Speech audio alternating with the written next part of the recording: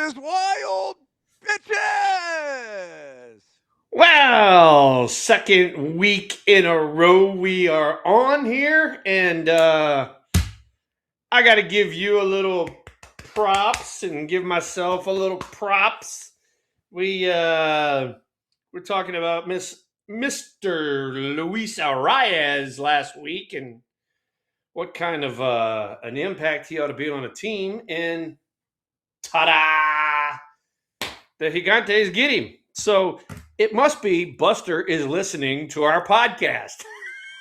That's what I said, Thrill. I mean, why wouldn't he listen to the award winning Deuces Wild podcast? Now brought to you by Car Shield. It's the real fucking Oh, deal, man. my goodness. We have a new title sponsor.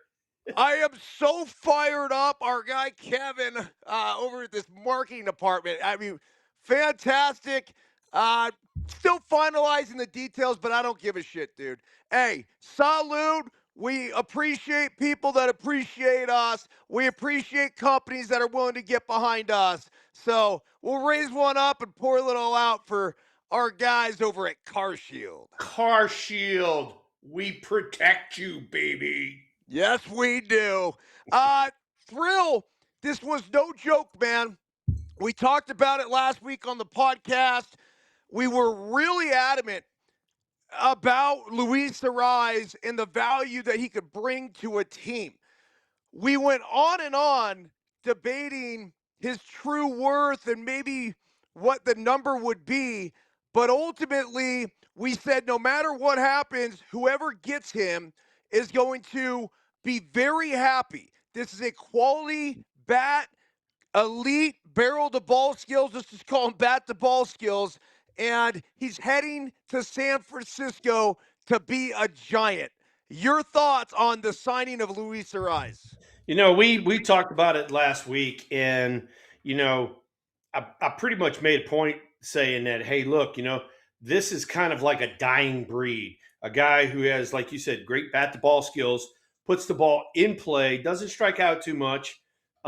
He's three-time batting champ. He had arguably one of his not as good years last year, but he still had 181 hits and wound up leading the NL in hits. And, for the San Francisco Giants and the way our lineup stacks up, you want guys that are getting on in front of the thumpers. You want guys that are going to get on in front of Matt Chapman, Willie Adames, Rafael Devers. You want those guys. And getting Mr. Arraez, three-time batting champ, I love the move. He got a 1 year, $12 million deal. He didn't price himself out of the market or anything like that. And kudos to Buster and Zach Manassian for getting it okayed with the ownership group and then jumping out there and grabbing this guy. This guy could be a big piece of the San Francisco Giants lineup this year. So all of a sudden, you look at the Giants' offseason, and at least from the offensive perspective, you add in basically two regulars in Harrison Bader and Luis Arraez. And I think what's also good about them is that neither one of these guys has to be in the lineup every single day. I imagine they'll be in there 5 days a week, maybe more, but it doesn't mean the end for Casey Schmidt. I think Arraez will play some second base. I think Arraez will play some first base. He might play some third base. He might play some left field. I think he's one of those guys, and same thing with Bader. Bader's a center fielder for the most part because he's so good out there, but he could play left. He could play right. He could play wherever. And then obviously both these guys are decent enough bats where you could even DH them. So very versatile bats that I think are going to help this lineup. Well, and then not only that too. I mean, both of these guys, whether it be Harrison or Luis, they can play, like you said, multiple positions. So it gives Tony Vitello and his staff options. We can move this guy over here and give somebody a day off. We can move Arraez over here and give somebody a day off. And so, this is like I said, this is one of those pieces to the puzzle that fits, baby. It fits. I love the deal, and we'll go from there. All right, Thrill. Obviously, you see I'm wearing a Steve Largent jersey. When we came on before we actually started the live stream, you're like, oh, you're pulling for the Seahawks, are you? I said, no, not really. I don't give a shit. I'll probably end up betting on the Seahawks. I'm just celebrating the Steve Largent jersey. It's one of my favorite jerseys. Steve Largent was actually one of my favorite players. But behind me, you see the Joe Montana jersey. And I know you and Joe were both icons in San Francisco at the same time. Do Yep. you have any cool stories you could share about Joe Montana and your time in San Francisco? Well, Joe and I were friends, along with Dwight Clark and the rest of the 49ers for that matter. We dressed damn near in the same locker room. They were downstairs, and then you came up a few steps and we were upstairs. So, when it got to be, preseason football, they were in the locker room. And I know you love this story, so I'm going to go ahead and tell it. Um, I show up to the ballpark. We had come in from out of town. We had flown cross country, and I knew it was an off day, but I was going in for treatment. Just bumps and bruises, normal shit. And I get to Candlestick, and it is rocking. And I go, oh no, I didn't know there was a 49er game. And it was actually 49ers and the Chargers preseason. So, the guys are like, hey, come on in, Will, come on in, and I go in there and then I got a chance to stand on the sidelines, and good Lord Almighty, could those guys hit. Jesus, there was some crunching going on. So anyway, so after the game's over with, I stayed for the whole thing after the game's going on. Oh, by the way, when I pulled in the parking lot, it was just like, for a baseball game. There's a spot and just whipped it right on in, no big deal. And after the game, I come out and there's my car, and then there's another car T-boned behind me, blocking me in. And so, I go up to the security guy and I go, hey, I hate to say it, but I'm going to head on out if you don't mind. Whose car is this? Can we move that car right there? And he goes, oh, that's Mrs. Montana's car. I said, oh, Jennifer? He goes, yeah. He said, she'll be down in a while. So I was like, okay. So anyway, so she comes down, and I go, Jennifer, hey, Will Clark, how you doing? How's everything? Hey, hi. I said, hey, could you do me a favor? They said that's your car right there. Could you back up just a little bit so I can get out? She goes, that's your car right there? And I go, yeah. She goes, what are you doing parking in my spot? And I go, excuse me? And she goes, that's in my spot. I go, well, first off, I'm sorry it was in your spot. I said, during baseball season, which this is baseball season, I said, we just whip it in any spot that's open. Well, that's my spot. And she turned around and walked off and wouldn't move the car. So I go in there, I go in the clubhouse, and I run into Dwight Clark, and I go, Dwight, hey, dude, Jennifer Montana's got me boxed in. I can't move. I said, I want to head on out. He goes, no problem. I'll take care of it. So he comes out with these three freaking behemoths. They were this wide. I don't know who the hell they were. And he had them pick up the front end of the car and move it, and then pick up the back end of the car, move it, pick up the front end of the car, move it. And they kind of catwalk the thing across the parking lot. And the whole time the alarm's going off in it and all that sort of stuff. I backed up and I left. So good, dude. So And I was good. like, I know I'm going to have to apologize later on, but, Jennifer's going to hate me, whatever. But too bad. I had to get out. No, move your fucking car, man. All It's you had not that hard. to do is just back up just a little bit out. I got out, but she made a big deal about it. So whatever. Oh, well, hey, Hey, look. thank you. Thank you. Thank you. Jennifer, Dwight look, Clark. we still love you here at Deuces Wild. Probably not your finest moment. But hey, Hey, look, we'll I love Joe Montana. He's the best. Dwight Clark, I couldn't say enough good things about him. And the whole 49er organization back then, starting at the top with, Bill Walsh and Eddie DeBartolo, but then going down. I mean, Ronnie Lott and Harrison, the big guard and then the tight ends, and man, they were freaking awesome dudes. I love hanging out with them. What was that like being a top dog in that city during that time while the 49ers were doing their thing and winning Super Bowls? They freaking set the bar. I mean, they set the bar so freaking high for everybody, so everybody wanted to be up on that level. Not only the Giants, but then you look across the bay and it was the A's and the Raiders. Everybody wanted to be on that level with them, and they built a franchise. I mean, like every year type of franchise. They were in the middle of it, and here we are on the flip side of things. Doing the baseball, and we're like, we want to be like that too, and we became that. Yeah, it took a while, but it certainly did. And it was almost like you had to go through some trial and error and growing pains. Obviously, in '89, it was you and Kevin Mitchell, right? Two of the best offensive Yep. players in all of baseball. Um, and then I don't know. I just felt like back then. I mean, I might be wrong. Just it was tough to get the pitching to match up and the depth of the lineup. Oh, look at that. So that is Joe Montana, Will the Thrill, and Dwight Clark. They came out and they were like they were like not only throwing out the first pitches, but just hanging out and being Giants fans for a day. It was my pleasure to take that picture right there. The three of you guys walk into a bar in San Francisco in 1989. What happens?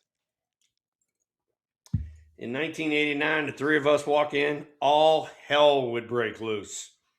First off, we wouldn't pay for a drink. That'd be first off, and then second off, it'd be just nonstop, just in your ear. So it's pretty. Who's coming at you guys harder, the dudes or the chicks?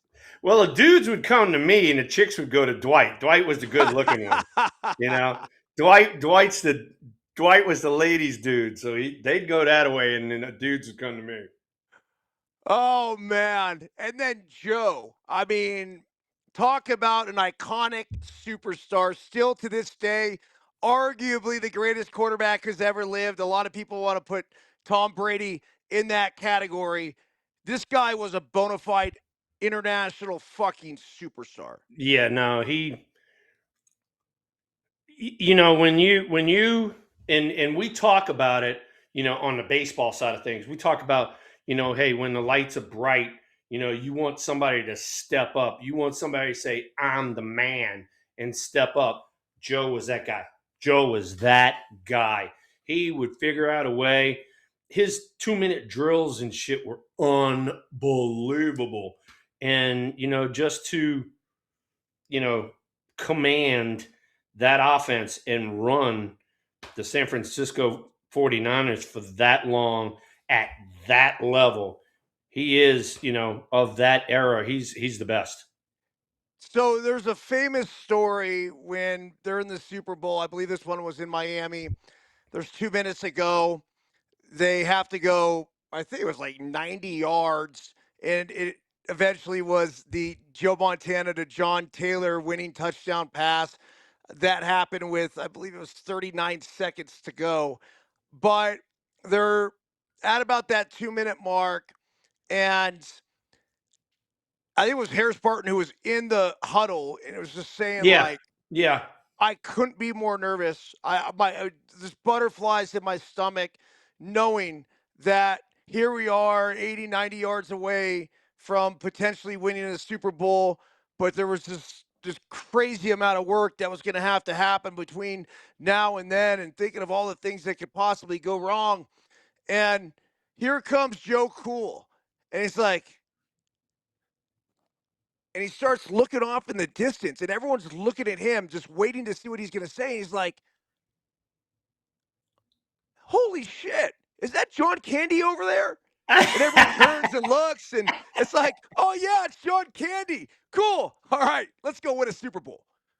I mean, What? bro, You that follow was up it. John Candy with "Let's go win a Super Bowl," and everybody's like, "Yeah!" You know, that kind of shit. Fuck. So, There's so okay, Thrill. I gotta ask you because you were one of the most clutch players that I can remember, and they talk about having a slow heartbeat.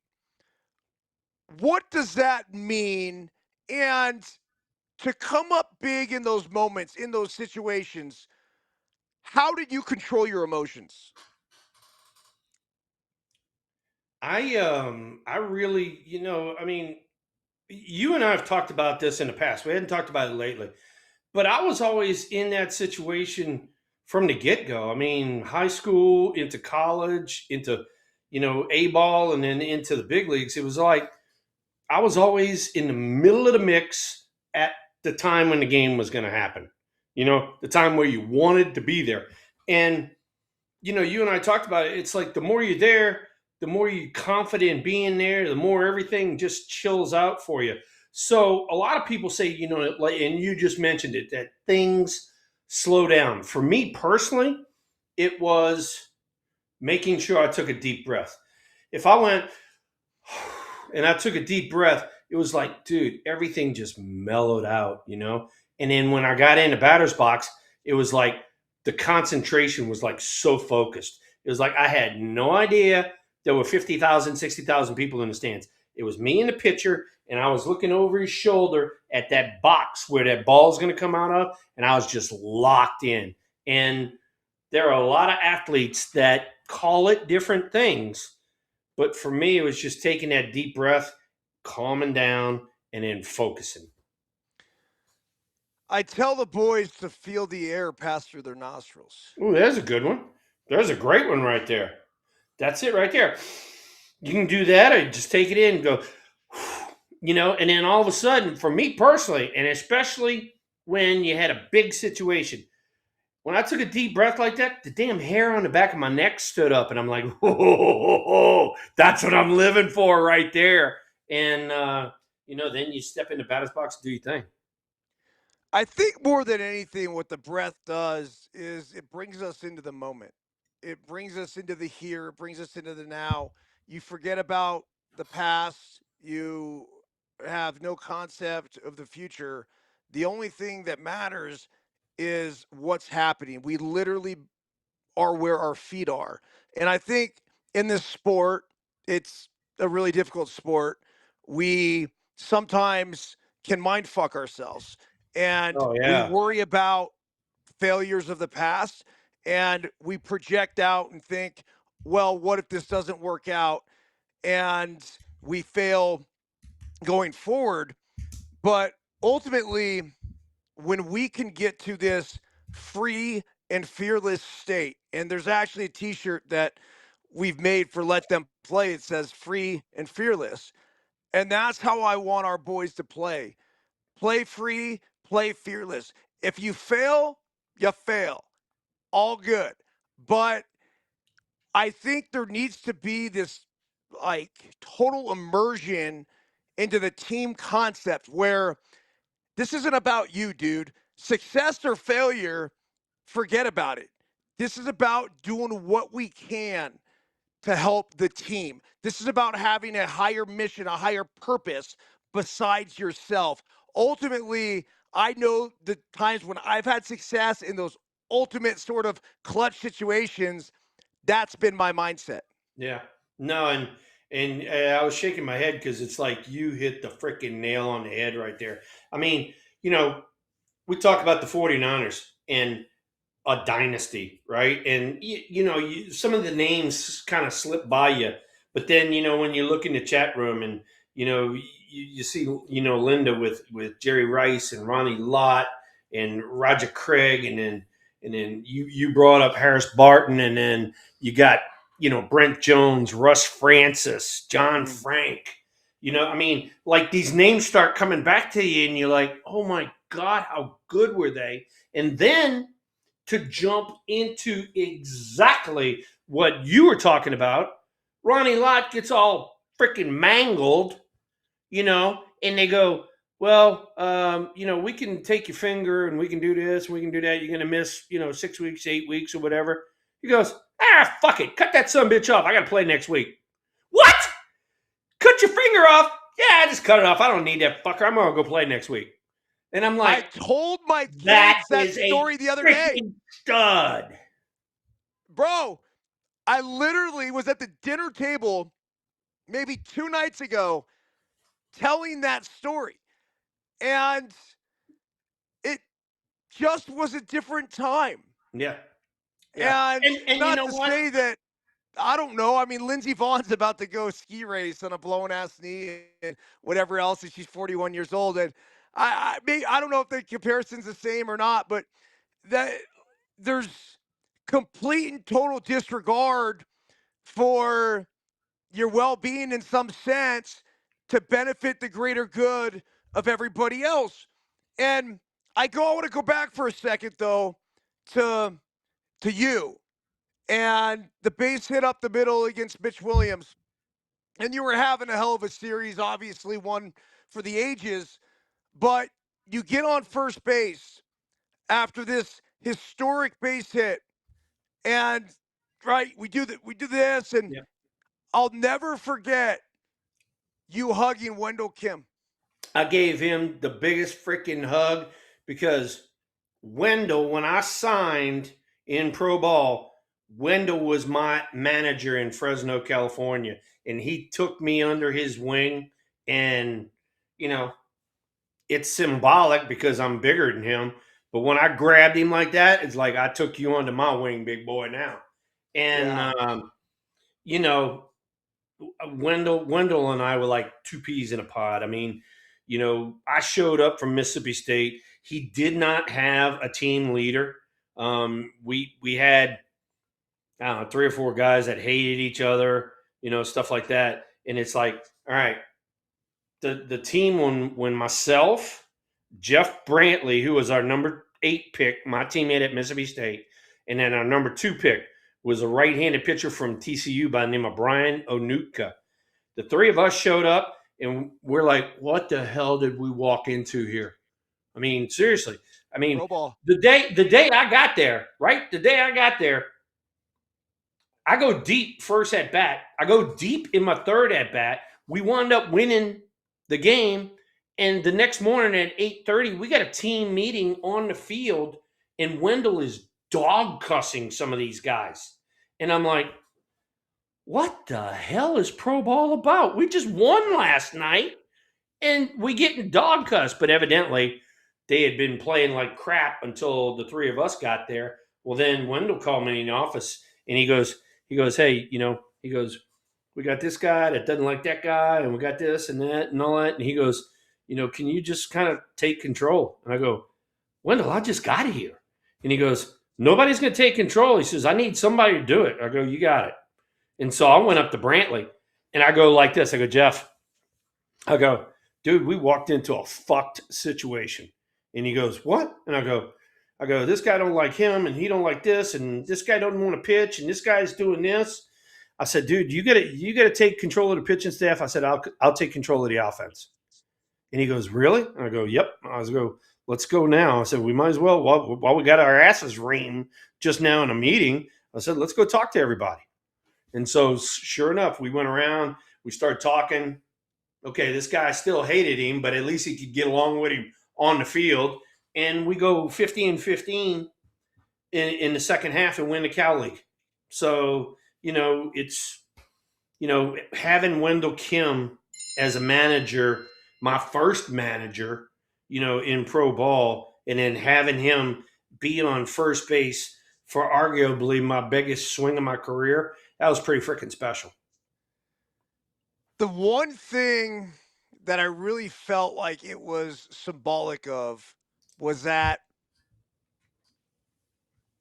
it's not just about me, right? No. Instead of the No. Or Well, I mean, yeah, yeah, but look at this. it was a team. It was history. It was Yeah, the but players, the coaches, the manager. Everybody was the fans. you know, Everyone collectively came together to help you in that fucking moment, and I felt like you recognized that. without a shadow of a doubt, without a shadow of a doubt. And so, get the base hit, come around. I give it one of these numbers, and then the first thing I did before I hugged Wendell was I turned around and I pointed to everybody in the dugout. I physically, it's like, that's for you, boys. And then after that, that's when I hugged Wendell. I Oh got that. man. I got that picture. I don't have it here in my office. I got it upstairs, but I got that picture framed where I'm pointing in the dugout like that. All right, Thrill. Brendan Donovan, infielder for the St. Louis Cardinals, traded the Mariners. This guy is a 280 career hitter. He's got a 360 on base percentage. Slugs a little low, but he ends up getting traded to the Mariners after Eugenio Suarez signed with the Reds. So that's what created that opening. Your thoughts on Brendan Donovan going to the M's and how that potentially could help them? Brendan Donovan, he's another one of those guys. I mean, like you said, right around 280. Last year he hit 287. Not huge power, but enough. I mean, he had 10 and 50 last year. But doesn't strike out a lot. Yeah, I like that. Puts the ball in play, and yeah, I mean, he's going to go over there and be part of Dan Wilson's team, and be a compliment over there. Now he's not going to have the power that Suarez has, but you got Cal Raleigh and Rodriguez over there. You need somebody to get on in front of them, just like Mr. Arraez is going to get in front of our dudes. You need somebody to get on base and score runs. Well, it's so big and it's interesting because, like, here's this trade with Donovan who doesn't strike out. And then you just had obviously the signing of Arraez to San Francisco who doesn't strike out. I feel like there's a shift in major league teams extremely valuing now guys that put the ball in play. Are you Yeah, feeling that? yeah, I'm feeling it because that was old school. That was you. You and I have talked about it, but this stat, whatever the fuck it is, this OPS or whatever it is, where you got to combine batting average and slugging and all that. It's Yeah, like, it's on base and slug. Yeah. yeah, it's like, fuck that. I want to know one thing. I want to know on base percentage, OBP. I want to know if this dude is a 350 or higher on base percentage guy. I want him on my team. I want guys that are on the bases that set up the big dudes coming up behind you. That was the way it ran in the 80s, 90s, and all the way into the 2000s.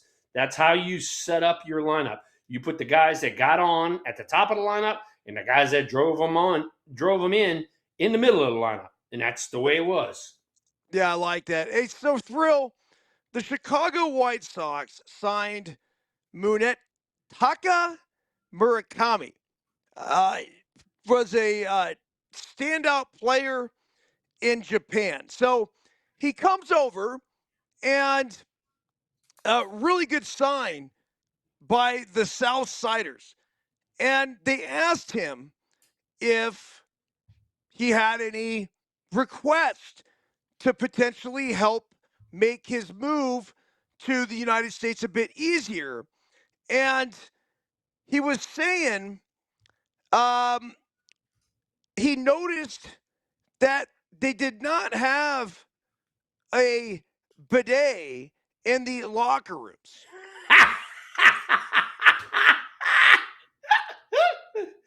Oh So my God. Murakami then in a really casual but somewhat like, yo, do you have any Japanese toilets in here? Uh, basically said, hey, look, if we could get these in here, I really would prefer that. And Chris Getz in the Chicago White Sox said, No problemo. And they end up putting bidets in the fucking clubhouse, man. This is not the first time this request has been made. Roki Sasaki actually made the same request with the Dodgers, which they then went and put some bidets in there. Your thoughts on a bidet and water squirting up your ass as opposed to smearing the shit with toilet paper like we as Americans do? Where have we gone with this show? Oh my God, we're talking about smearing shit now. Oh my God, a bidet. Well, first off, all right,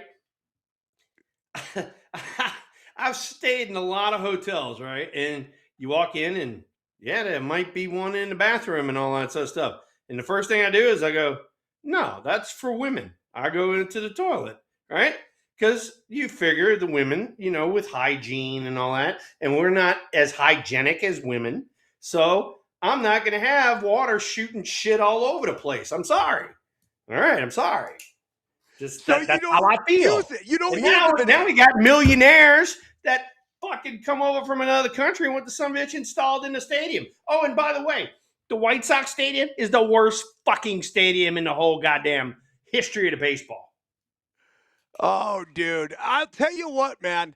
As somebody who has used a bidet before, I highly recommend them. As a matter of fact, I'm actually going to turn to my right now. My wife has somehow come into this conversation. I have no idea how or why. She's been followed. What is She's the in the chat problem? room right now. Just a spade has to recognize a spade. You demanded a urinal in our home. Yeah, urinal. I like a urinal. I mean, urinals are very important, I think. Cyril, your thoughts on the urinal or maybe even the trough that they used to have at the stick? Hey, why are we on this subject?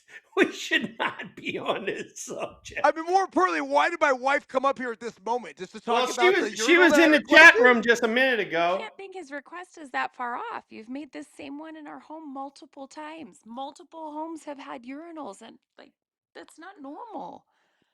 I think the bidet is actually one of the things that's going to be a huge influx of in the United States. I mean, bro, why would I wipe my ass when I can just You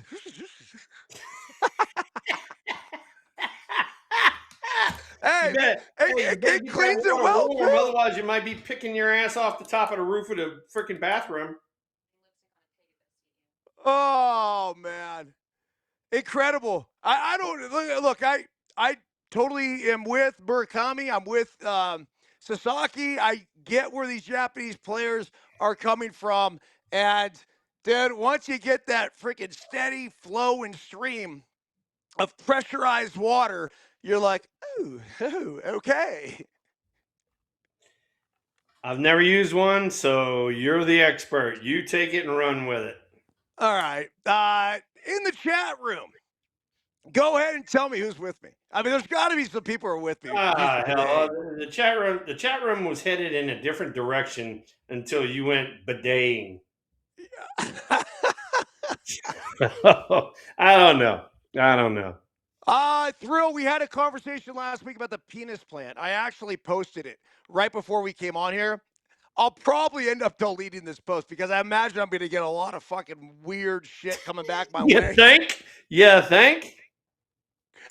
I was wondering because, like, where do you go after last week when we're talking about the penis plant? It's like, how can we possibly get into another just really weird off the rails subject? But the White Sox and the Dodgers have given that to us, and thank you to the Japanese players. Yes, they have. They've given it to us. Thank you for continuing our downward trend of this show. I think we're on a very Hey, fast upward trajectory. let's look at this. Let's look at this because it actually wound up on the Giants website. They're talking about now signing like Maley and the other guy. The rotation's starting to come together. Then you got Landon Root, But then you got to look at the back end of things on the bullpen side, and they started looking at some of the guys that might be able to come in the end of the game and close. You got Ryan Walker who did some closing. He had a little rocky year last year, but I expect him to bounce back fully. You got Eric Miller, who has got great stuff, but he had a little injury at the end of last year. And then as of right now, Randy Rodriguez, he got the blowed out, and so he's gone for this year. He's going to be back next year. But in the meantime, you got let's see, you got Jose Butto, you got Joel Peguero, and then you got Hayden Birdsong that are going to be trying to vie for bullpen jobs, and that includes a host of other people invited to spring training. So for me personally, going to spring training this year, that's the one thing I'm going to be watching extremely close is our bullpen guys and how they come in, what they got, what their presence is.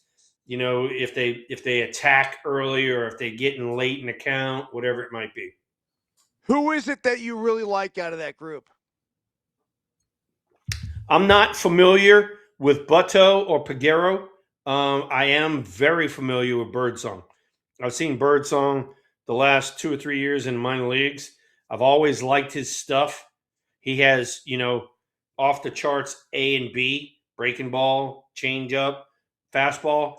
His big thing is he needs to harness it. He has, and we've talked about it. He knows, and he's even talked about it, online, talking about how he's been down, in Arizona since like November 15th, working with guys down there to refine his mechanics, to tighten things up, because he has big misses. So let's say, I know. let's say I want to call fastball up, he'll miss above the shoulders like all the time. It's like, dude, you got to get it in the general vicinity. You can't miss 3 feet higher. Yeah. I like his stuff. It's just, bro, you got to be consistently You got to harness it. And you know what? Hey, look, he's still a young guy. I mean, this is like I think last year was his 3rd year, maybe 4th year in the organization. So he's still a young guy. He'll figure it out. Plus, on top of that, you get guys that give you a little tip, and then all of a sudden you go, oh, shit, that works. So he'll be all right. Yeah, it's really just, for the most part, the ability to repeat, Yeah. repeat, right arm slot. Yeah, I was just getting ready to say. Oh, That's what everybody, in the pitching industry talks about, is getting in the arm slot. Whatever your slot is, whether it's here or a little here or down lower, whatever it is getting in the slot and staying in it. And that was his problem for me personally, watching him throw and watching him in the bullpen and standing in against him. One time he'd be here, one time he'd be over here, one time he'd be out there. It's like, dude, you need a little consistency there. Yeah. But he knows it. He knows it, and to his credit, like I said, to his credit, he's been there since November 15th working on this shit. So he's taking it serious, and he knows that he's got a chance to be a big leaguer if he cleans it up. Yeah, I love it. It's funny, dude, because we're about to rip open a pack of. Oh, by the way, while I'm baseball. talking, while you're getting ready to rip open a pack, this shirt right here is another one. You got one, I got one that came from Tommy Luke. So once again, Tommy Luke, thank you, because you got a guy. All right, but I wore the Jack Daniels shirt last week. Your guy, his size is a way the shit off. All right, I'm a 2XL. This is a 2XL. And it feels like I'm wearing Biscuit's shirt right now. It's like, Tommy, you're going to have to order me a 3X or a 4X or whatever, because your dude overseas or wherever shit he is, he's making Japanese sizes. I just opened the chat. Pete, Linda, Polly, Battleborn. Just got in. Battleborn just got in. So you are not coming on the show because you were late, Jack. Christian. I mean, it's just. I mean, we are firing here tonight, man. Yeah. Gene, of course. Hey, Gene, what's the weather like in Minnesota right now? Oh God. She started that off. The whole conversation started off. She was at minus 45. She said she looked like a little squatty penguin walking out to the mailbox. I mean, that is an issue, huh? Minus 45. Unbelievable, ain't it? Holy How shit. about that? How about just waking up to that? You know, it's like holy crap. Hey, Thrill.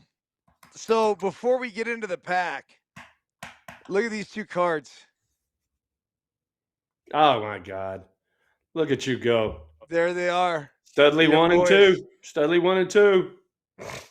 Oh man, it was such a good. I honestly, dude, it was such a good time growing up because I mean, I was at the height of my fandom when all this was going down. I mean, Yeah. 1989, I was 12, 13 years old. Like it's just And those then and fucking then hits, man. here's It the was thing. everything. Here's the thing. Like I told you, I mean, everybody back then, the Niners set the bar, and then you get the A's in '88 and '89. They're studs, and they make the series 2 years in a row. 1 year they lose the Dodgers, 1 year they beat us, and then you look at Oakland and all the crap that those guys had. I mean, they had Stabler and Hendricks, and Yeah. that's just a few of those names over there. They had a boatload of people too. So if you were a Bay Area fan, like you talking about when you were growing up, dude, it was like the best time. You could pick a team, and you'd have like 6 guys you wanted to follow.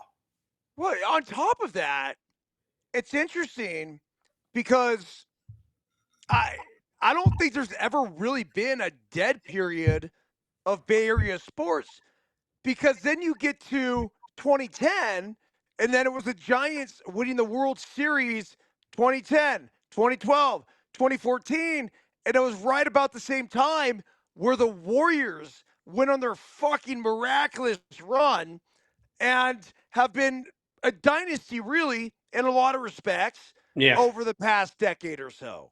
yeah. Hey, you know what? While you're talking about the Warriors, before we get into the pack, I've showed you a few pictures because he comes into clubhouse every now and then.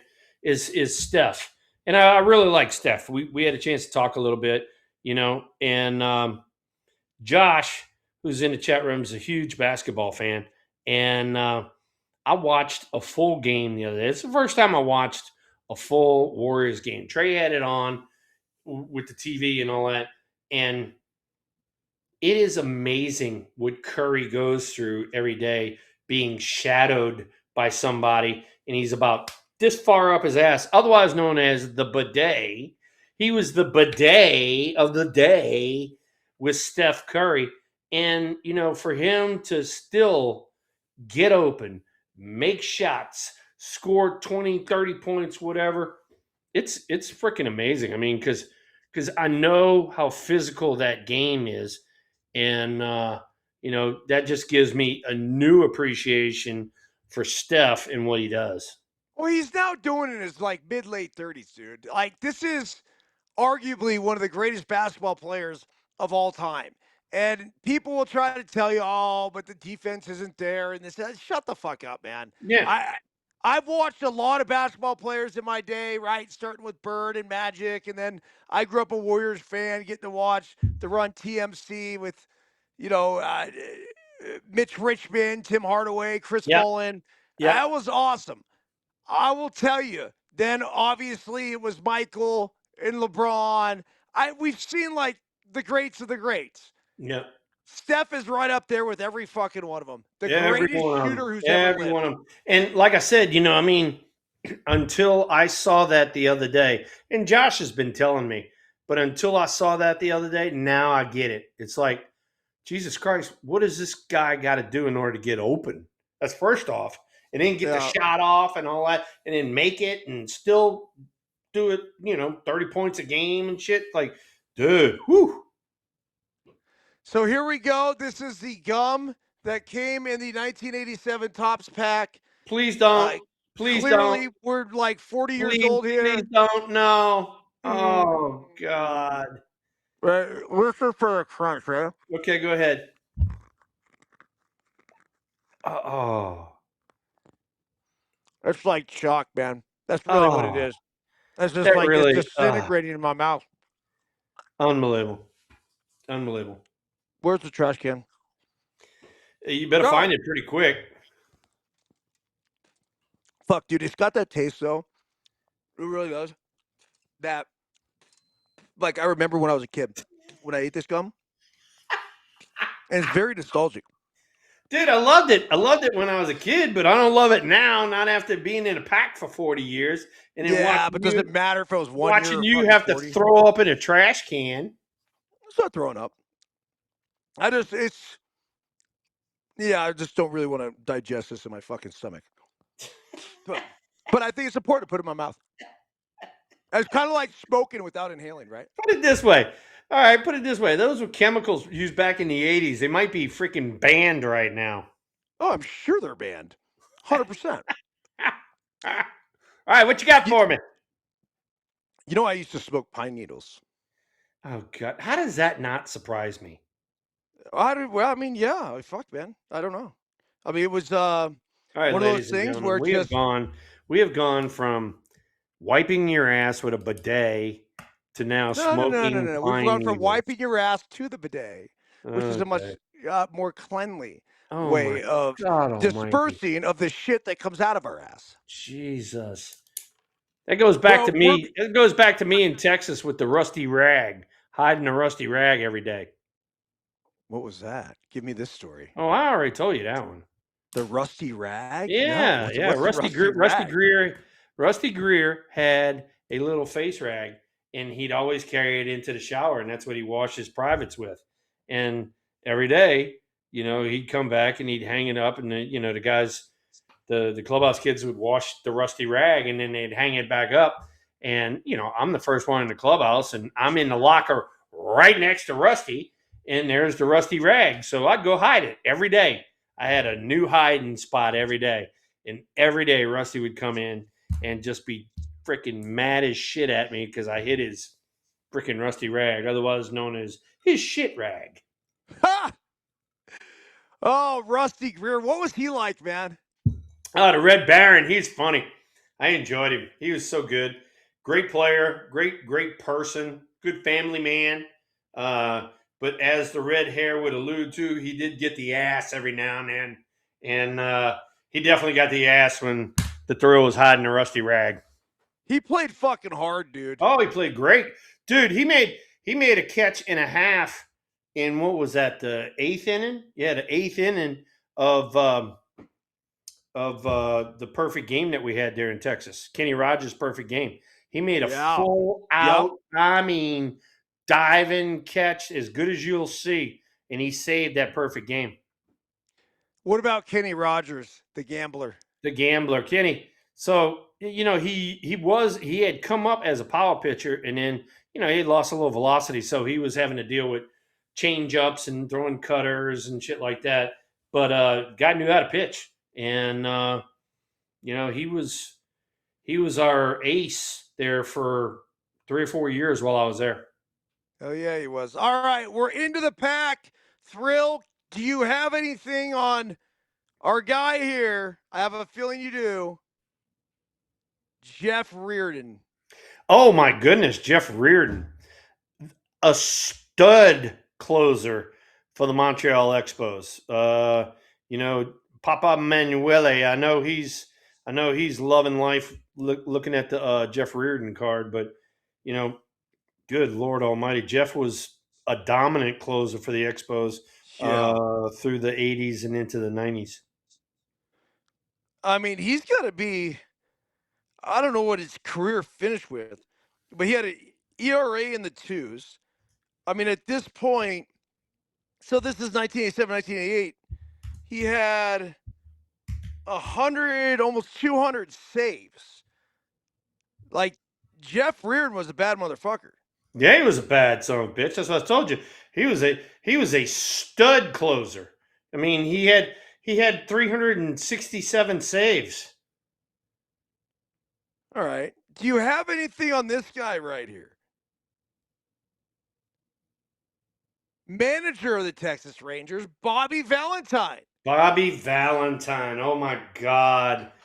I don't have anything of him from the Texas days, but from the New York Mets days I did, because he was well known for getting kicked out of the game, and then he put freaking costumes on and come sit in the dugout like nobody knew he was there. He'd have a different hat on and a mustache and shit like that, and the camera kept catching him all the time. So Bobby was he was funny. Good manager. It seemed like a I guy don't that know anything about his managerial skills.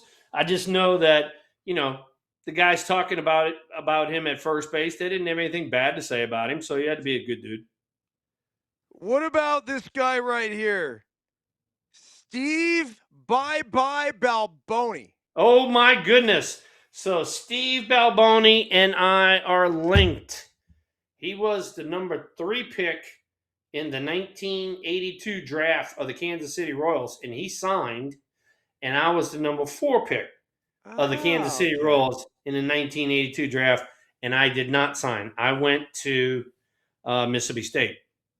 Steve, in the meantime, winds up making his way to the major leagues, has a pretty good career, and during our run with the World Series titles and all that, Steve Balboni was one of our advanced scouts. He was the guy giving us the info on how to pitch guys, how to position guys, that kind of thing. So Steve Balboni and I crossed paths again later in life.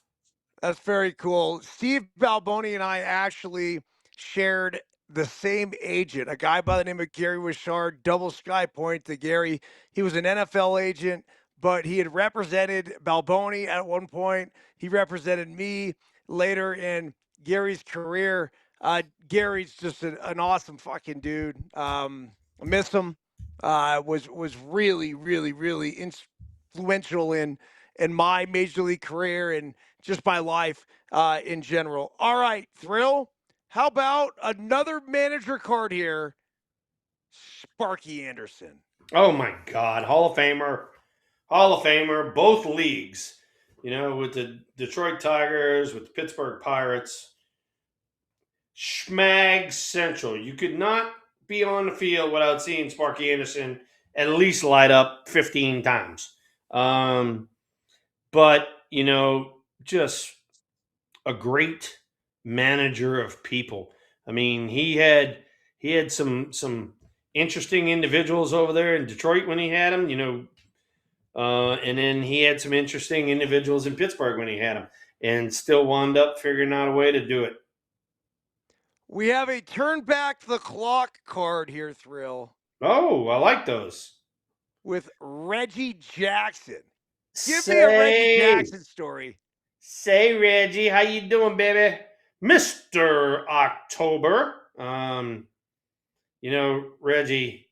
Reggie's a piece of work. Every time you talk to Reggie, he's got some good things to say about Reggie. So it's fun. But another Hall of Famer and Mr. October, self-proclaimed, but he lived up to it every freaking second.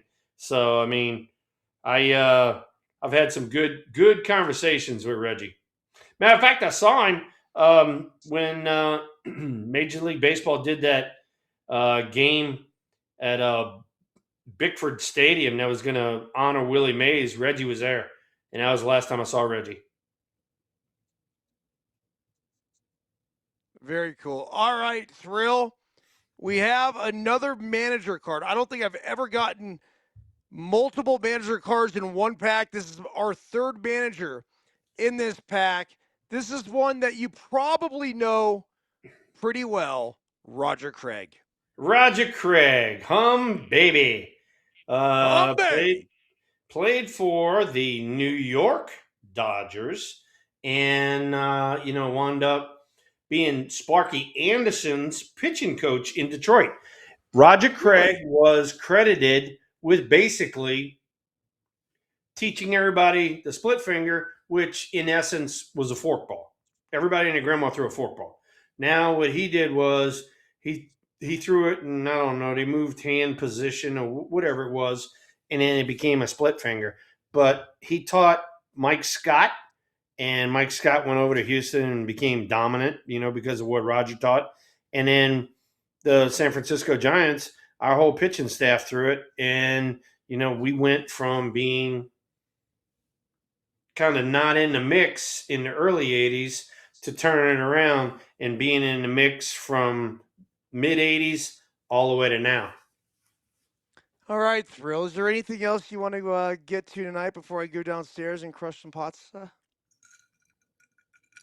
That sounds like a good plan right there. Crush some pasta. Oh, dude, I'm so hungry. I really am. You know what? This was a week, W-E-A-K, W-E-E-K. All right. This was a week as far as baseball Shit to talk about signings and stuff like that. So I thought we did a damn good show with what we had. Unbelievable. Even though I had to talk about a bidet and squirting water up my ass and all of that, even that, I still think we had a good show. It's fantastic, dude. And I really think we should all consider the bidet. Oh, here we go. Yeah.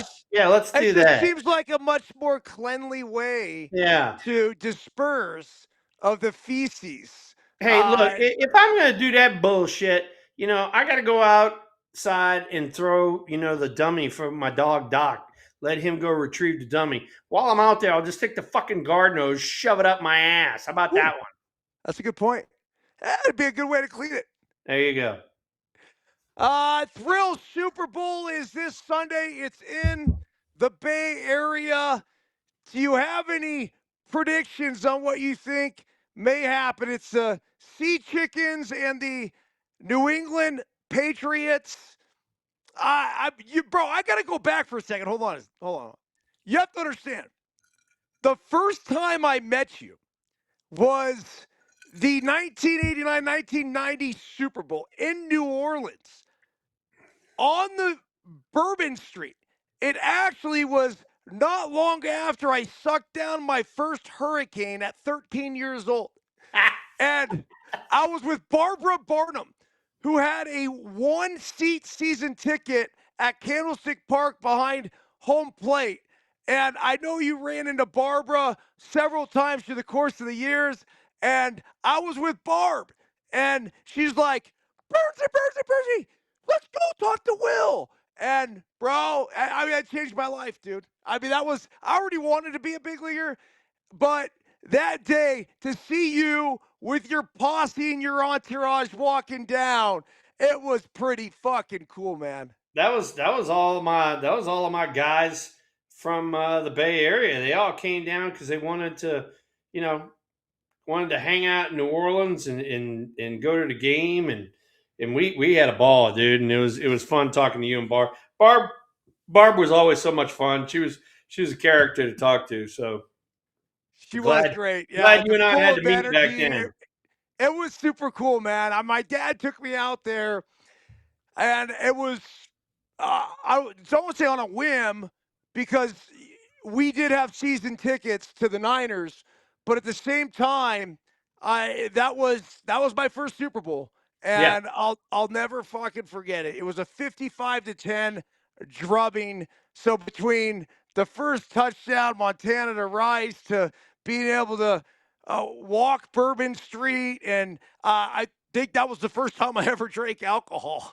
I just look where you are now, Jack. Oh shit!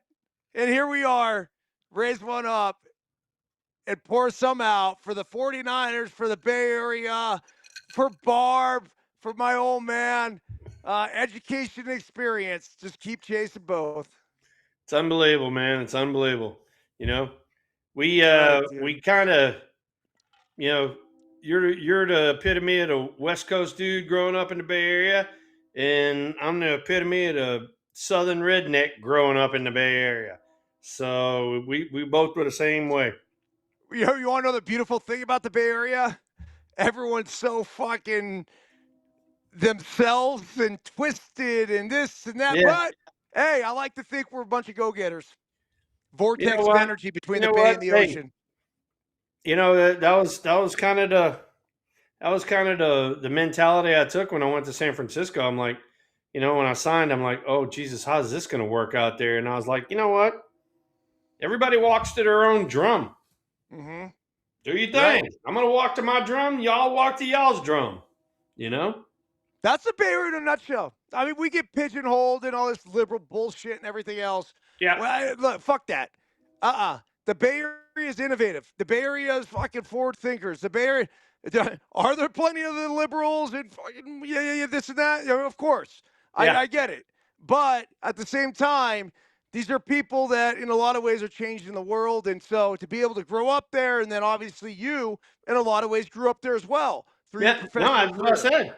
That's what I said. I grew up, not necessarily, high school and college, but I mean, in pro ball and maturing through life, I grew up in the Bay Area. So I enjoyed the shit out of it. Yeah, and this weekend I think everyone's going to enjoy the Bay Area. They're going to enjoy the Super Bowl. Hopefully, we'll get a good one. I'm rooting for that. Probably will end up taking the Sea Chickens minus the bite down to 3. I think it was 3.5 the last I looked. But that's a really good football team, so we'll see. Yep, we'll see, and then we'll see if we get some decent weather at the game, and those people don't get freaking sunburnt out there. Yeah, well, I know a storm's running through here about Sunday, Monday-ish, so Yeah, it yeah. could get a little dicey in the Enough. Bay. It's that time of year. All I give a fuck's about the snow from a very selfish perspective. So I say bring the storm on. Man up, boys. Man up. Man up. All right, Thrill. So are we on next week? Figure it out later. Wait a second. Let me see. No, we are not. I am going to be outside of Wichita, Kansas on a goose hunt. So we are not on next week. Thrill, before I go, though, hold on a second. Hold tight. Oh, because my I God. did get. Tara, I know that from now on, I'm going to Google bidets and I'm going to be sending them pictures of this shit left and right. Like literal shit. Let me see here. Hold tight. Just bear with me. I ain't going nowhere, dude. I ain't got nothing to do. 1 second. The problem is I don't have the other phone. Let me check it out here. See if it came up.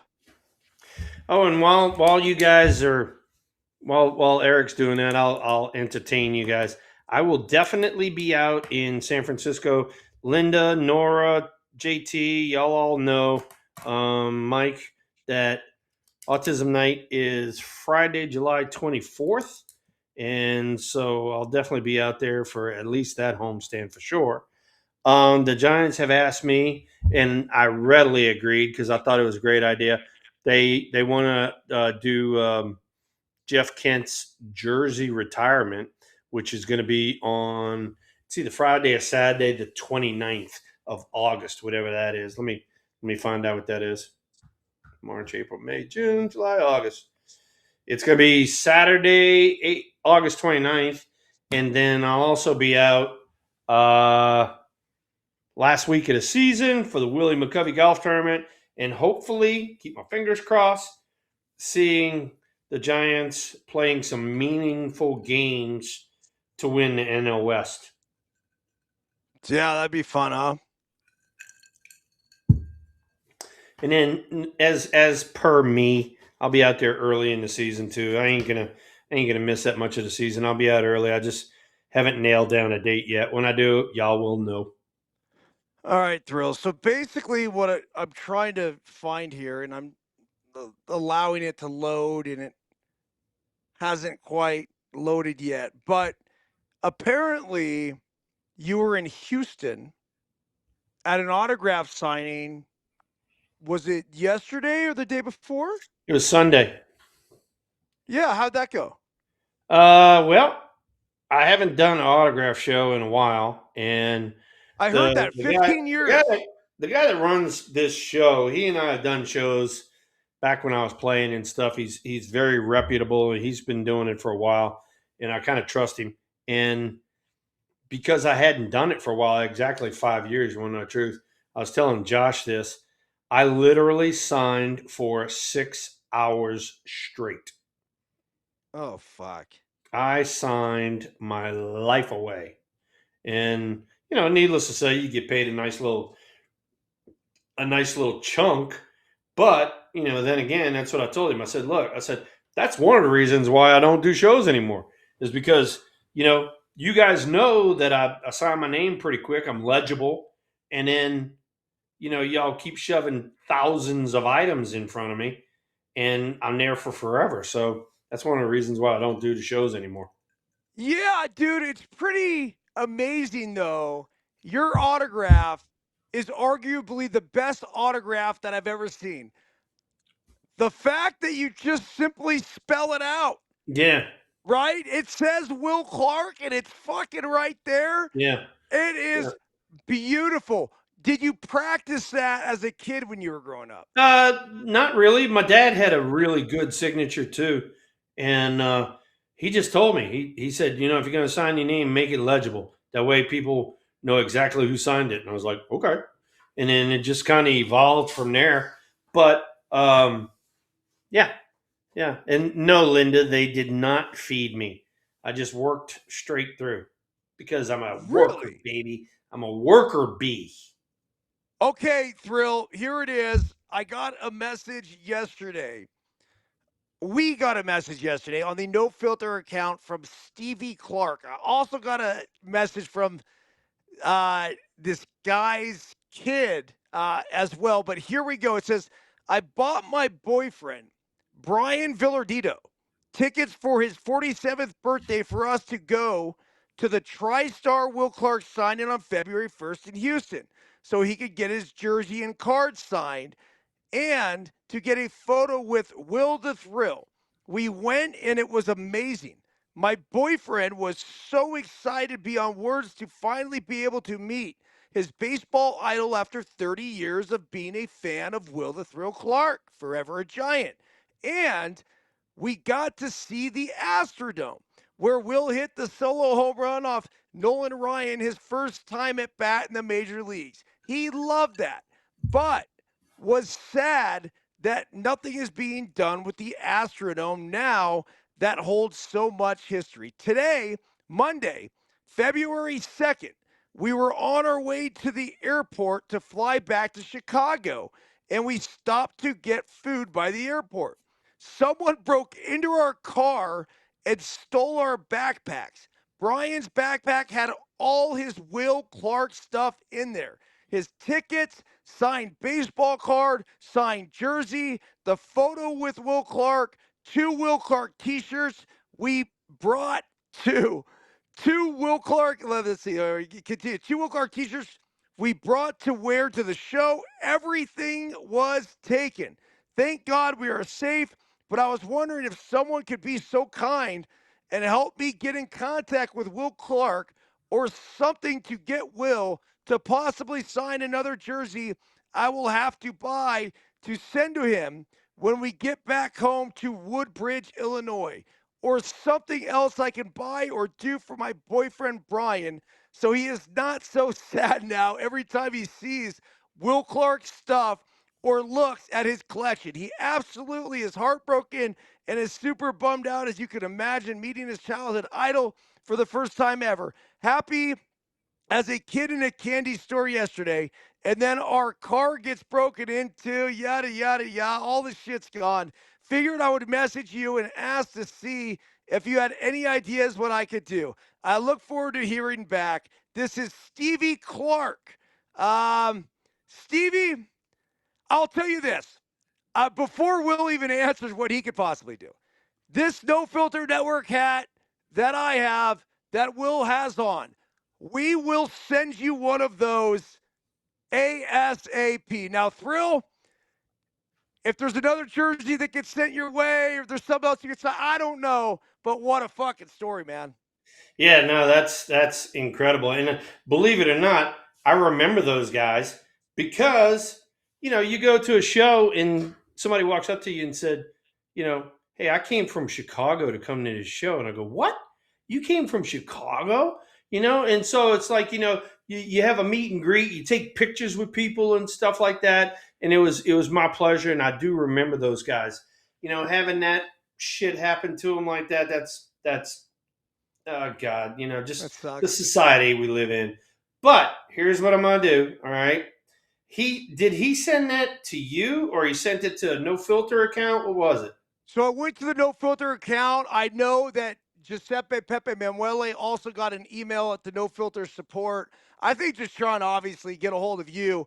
This Okay. was So through look, the no filter Instagram account. so when I do some signing stuff on like the West Coast and stuff like that, Josh, who's in the chat room, takes care of it for me, and if he can get this guy Stevie Clark's address and the boyfriend's name and all that sort of stuff, I'll send him a big ass care package. He'll have a care package that he goes, oh shit, the Thrill done took care of me. I love that, dude. Brian Villardito is his name, and a lot of credit because it wasn't just Stevie Clark here that reached out. It was actually Brian's son as well reached out and had mentioned what had happened. And Yeah. I like that because it actually wasn't Brian that reached out. It Okay. was the girlfriend, it was the I get son. it. I get And it. obviously So, it seems like this is a good man. He yeah. has the right the right Yeah. childhood hero. Dude, And dude, yeah, we'll dude, we'll do what I'll we tighten can, him up. He's Stevie. gonna he's gonna get a box where he's gonna go, Jesus Christ Almighty, he went over and above. But All right. JT said he'll email you. So reply back to Stevie, get an address, you get the boyfriend's name, all that sort of stuff, and then I'll take care of it from there. All right, dude. Thrill, have a great week, man. We'll see you in a couple weeks. Safe travels. Great fucking show once again, man. It was a good show. This is this is 3 shows in a row, I guess, I where think we've so. got Yeah. at least 14 people in the chat room too. So the guys and girls in the chat room have been tearing it up. So it's been awesome. Lastly, a shout out to our soon to be brand new sponsor, Car Shield, motherfuckers. Yes, yes, Car We love you Shield. guys. All right, Thrill. We do love you guys, but also See ya.